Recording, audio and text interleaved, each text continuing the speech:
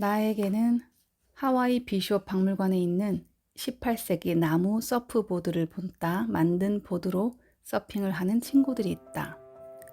이 서프보드는 다리미판처럼 얇고 납작하며 핀이 없다. 하지만 내 친구들은 현대 플라스틱 보드를 사용하는 상위 1% 서퍼들만큼 파도를 잘 탄다. 전 세계의 전문 짐꾼들은 모두 머리 위에 짐을 지고 이동한다. 물독을 나르는 아프리카 여성들과 텀블라인을 이용해서 50kg의 짐을 옮기는 셰르파들이 그렇다. 사실 국제연합은 연구를 통해 이런 전통 방식이 최첨단의 현대적 백팩을 사용하는 것보다 50% 더 효율적이라는 것을 입증했다. 탐험대장 셰클턴의 구명선 제임스 캐어드에 탄 선공은 남극에서 사우스 조지아 섬으로 가는 길에 오로지 3개의 손도구만을 챙겼다. 필요한 경우 이 도구들만으로 다른 배를 만들 수 있다는 것을 알았기 때문이다. 나는 모든 일에서 달인이 되는 길은 단순함을 향해 노력하는 것이라고 생각한다. 복잡한 기술 대신 지식을 습득하는 것이다. 많이 할수록 필요한 것은 적어진다. 나 자신의 삶을 단순하게 만들려는 미미한 시도들을 통해 나는 보다 단순하게 살아야 혹은 그렇게 살기로 선택해야 정말 중요한 모든 면에서 빈곤하고 결핍된 삶이 아닌 풍요로운 삶을 살 수 있다는 것을 배웠다. 대한민국 대표 강사 김미경 님이 강력 추천한 인생책 파타고니아. 저에겐 한 벌도 없지만 많이 입고 다니는 브랜드이라는 것은 알고 있었습니다. 환경을 생각하는 기업이라는 점이 흥미로워서 책을 펼치게 되었습니다. 만약 인터넷 검색창에 파타고니아라고 치면 파타고니아 코리아가 뜰 것입니다. 그리고 쇼핑 정보가 넘쳐나죠. 하지만 한참 아래로 내려가다 보면 지식백과에 파타고니아라는 이름과 함께 빙하가 덮인 산의 모습이 나타납니다. 파타고니아, 남아메리카 대륙의 남부는 폭이 점점 좁아지면서 긴 삼각형 모양을 띠는데 파타고니아는 바로 이 삼각형 지역을 가리킵니다. 전체 면적이 100만 제곱킬로미터를 넘어 한반도 면적의 5배 정도 되는 크기입니다. 파타고니아라는 명칭은 1520년 마젤란의 원정 당시 원주민들이 거인일 거라고 짐작하는 데서 유래합니다. 안데스 산맥을 기준으로 서부의 칠레 파타고니아와 동부의 아르헨티나 파타고니아로 구분됩니다. 칠레 파타고니아는 강수량이 많고 안데스 산지의 빙하의 침식작용이 더해져 복잡한 해안선과 산악지형이 특징입니다. 아르헨티나 파타고니아는 건조한 기후와 넓은 고원이 있는 것이 특징입니다. 파타고니아의 설립자이자 이 책의 작가 이본 슈나드는 1968년 6달 동안 미국 캘리포니아 벤투라를 시작으로 서쪽 해안을 따라 남아메리카 끝까지 여행을 했습니다. 미국에서 리마에 이르는 서한 해변에서 서핑을 하고 칠레의 화산에서 스키를 탔고 아르헨티나 파타고니아 피츠로이 산을 올랐습니다. 1973년 대부분의 사람들에게 지도상의 특정한 장소라기보다는 아득하고 흥미로운 이상향을 의미하는 파타고니아를 브랜드 이름으로 결정했습니다. 그래서 폭풍우가 몰아치는 하늘, 피츠로이 산의 스카이라인을 기초로 삐죽삐죽한 봉우리, 푸른 바다가 있는 로고가 탄생되었습니다. 이처럼 이본 슈나드는 MBA 과정을 거쳐 회사를 경영하는 우리가 생각하는 평범한 CEO로서의 과정을 거치지 않았습니다. 하지만 목수, 전기공, 배관공으로 일한 아버지로부터 육체 노동에 대한 애정과 물건을 보는 안목, 그리고 아버지의 천식을 고치기 위해 캘리포니아로 이주한 어머니의 도전정신, 이주 도중 준비해온 옥수수를 배고픈 가족에게 모두 주는 어머니의 따뜻한 마음을 보고 자랐습니다. 학교에 잘 적응하지 못하여 반항아로 생활했지만 그는 낚시하는 법을 배우고 암벽을 오르고 헤엄치고 서핑하며 자연과 함께하는 청소년기를 보냈습니다.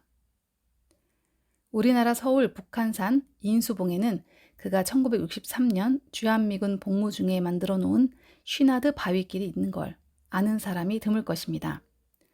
파타고니아 설립자 이전에 전설적인 등반가이며 서퍼이며 환경운동가입니다. 그는 자신을 사업가로 소개하는 것을 마치 자신이 알코올 중독자라고 말하는 것처럼 마음이 무겁다고 합니다. 기업이 자연의 적이 되어 토착 문화를 파괴하고 가난한 사람들로부터 착취한 것을 부유한 사람에게 쥐어주고 공장 폐수로 지구를 오염시키는 일들을 책임져야 할 주체라는 것을 명백히 알고 있기 때문입니다.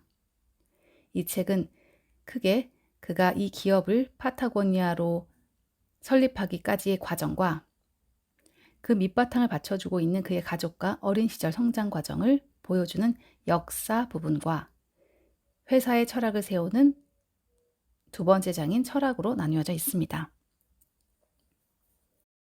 두 번째 장인 철학 부분은 총 8개 부분으로 나누어져 있습니다. 제품 디자인 철학.